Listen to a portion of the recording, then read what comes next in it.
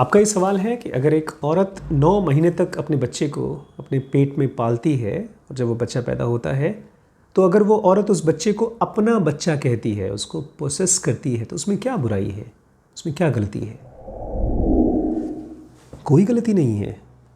वो उसी का बच्चा है, लेकिन खाली उसी का बच्चा नहीं है, वो इस धरती का भी बच्चा है, इस हवा का बच्चा है।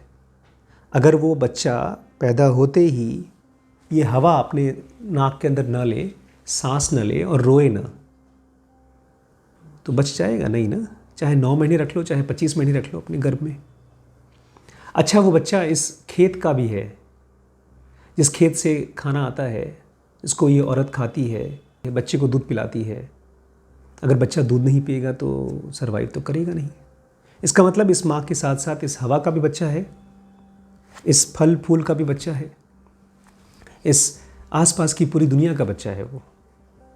लेकिन अगर वो औरत खाली ये मानती है मेरा बच्चा है, तो मानने में भी कोई बुरी बात नहीं है। खाली ये एक झंझट है। जहाँ कहीं पर भी हम लोग आधी अधूरी चीज़ को मानते हैं, वहाँ पर बाद में कॉन्फ्लिक्ट आता है। जैसे अगर हम लोग अपने घर के सामने से रोड से निकलते हैं, हम रोज़ दरवाज़ा खोलते हैं, इस गेट से निकलते हैं, सामने रोड से निकल के बाहर चले जाते हैं, तो ये रोड हमारी है कि नहीं? अरे हमारी ही तो है, अपनी है। हमारे बच्चे खेलते हैं, हमारी गाड़ी खड़ी होती है वहाँ पे, हमारे ही सब्जी वाले घूमते हैं। ये जो हम लोगों का टेंडेंसी है किसी चीज़ को अपना मानना, वो पेन का, दुख का रीज़न है, कारण है। ये फैक्ट नहीं है।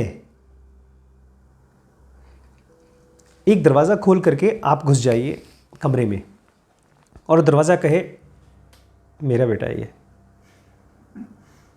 यही तो होता है। एक माँ और एक बाप दरवाजे की तरह है एक बच्चे के लिए, इस दुनिया में आने के लिए। बच्चा पता नहीं कौन सी दुनिया से आता है, उसकी कौन सी टेंडेंसी है, उसके कौन से लाइक्स डिसलाइक्स हैं, उसकी कौन सी वासनाज हैं, माँ बाप से मैच ही नहीं करती। माँ बाप पिले पड़े हैं उसको डांट के, समझा करके, डॉक्टर इंजीनियर पता नहीं क्या क्या बनाने के चक्कर में। क्यों? क्योंकि मेरे बाप का माल है वो, मतलब मेरा माल है वो, मैंने बनाया है उसको।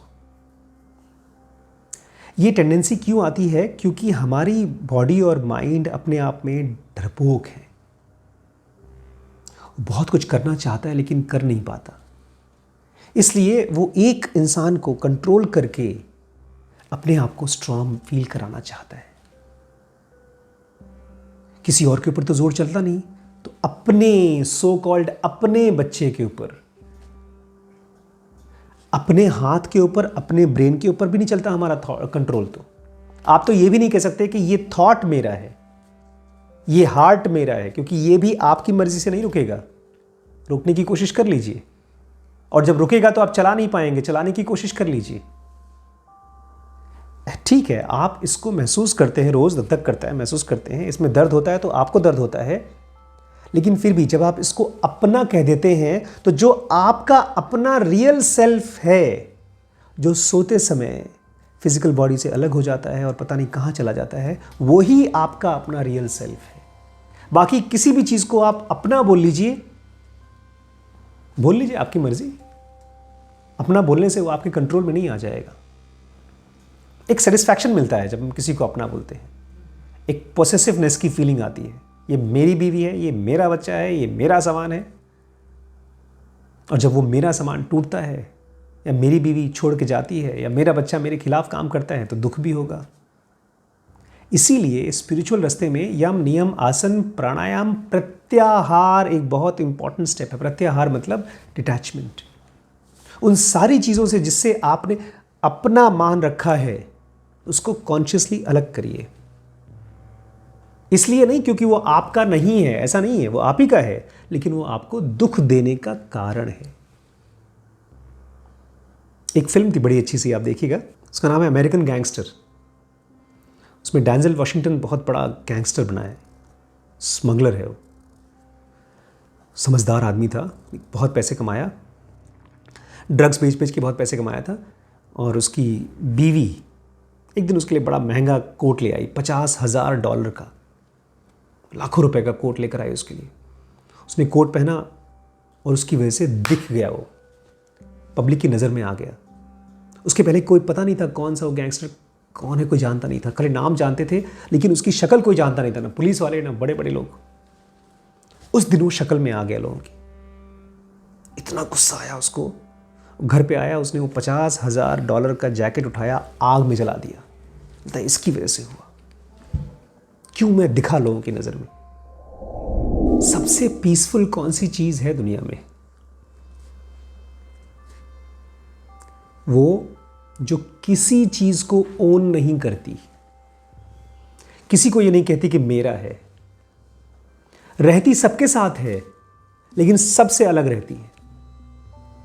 हमारी डिवाइन फ्रैगमेंट, आत्मन, सेल्फ, वो इतनी ज़्यादा अलग है हमसे कि हमको एहसास भी नहीं होता उसका हमारे साथ होने का। और जब हमसे अलग हो जाती है तो हम मर जाते हैं। जैसे घर का एक मालिक होता है तो मालिक का घर होता है, वो ओन करता है सब कुछ। अगर दीवार कहे कि नहीं नहीं ये घर मेरा है, दरवाज़ा कहे कि घर मेरा है, तो उससे कुछ होने वाला नहीं है। दरवाज़ा दीवार का बचेगी नहीं ये सब। ऐसे एक औरत अपने बच्चे को अपना कह देती है तो ठीक है, टेम्परेरी बहुत अच्छा आइडिया है ये, कह दीजिए सूरज हमारा है, चांद हमारा है, उससे क्या हो जाएगा। लेकिन हमारा जो माइंड होता है ना, जब किसी चीज़ को अपना मानना शुरू कर देता है तो मकड़ी के जाल की तरह उसी के बारे में सोचना शुरू कर देता है, उसको ज़बरदस्ती मैनिपुलेट करना शुरू कर देता है। देखा नहीं, कल वो आप वीडियो दिखा रहे थे मुझे, एक आदमी अपने मोबाइल फ़ोन को एप्पल का मोबाइल फ़ोन बना रहा था, क्योंकि अपना है भाई और मुझे एप्पल का फ़ोन चाहिए। ऐसे ही तिकड़म लगाता है दिमाग अपना, ये मेरा बेटा है, काला टीका लगा दूँ बच्चे को, मेरे बच्चे की शादी हो जाए, मेरे बच्चे की नौकरी लग जाए, मेरे बच्चे को कुछ ना हो, दुनिया का बच्चा गया मरे भाड़ में जब आए, मेरे वाले को कुछ नहीं होना चाहिए। और चूंकि आपका दिमाग, आपका थॉट इतना ज़्यादा इन्वॉल्व हो जाता है आपके बच्चे में, आपके घर में, आपके प्रॉपर्टी में, कि जहाँ उसको लगना चाहिए था वहाँ कुछ टाइम ही नहीं दे पाता। जो एटर्नल है, जो डिवाइन है, जो कभी ख़त्म नहीं होती, जो सबकी मालिक है, जो सेल्फ है, उधर ध्यान ही नहीं जाता। तो मेन प्रॉब्लम ये नहीं है कि ये बच्चा माँ का है कि नहीं, या ये पजामा मेरा है कि नहीं। मेन दिक्कत ये है कि ये सारा का सारा आपका माइंड कंज्यूम कर ले जाते हैं।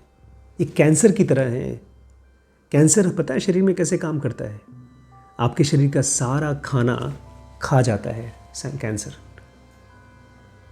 मान लीजिए आपकी बॉडी में कहीं कैंसर बन रहा है तो क्या होता है, वो बॉडी का ही पार्ट होता है।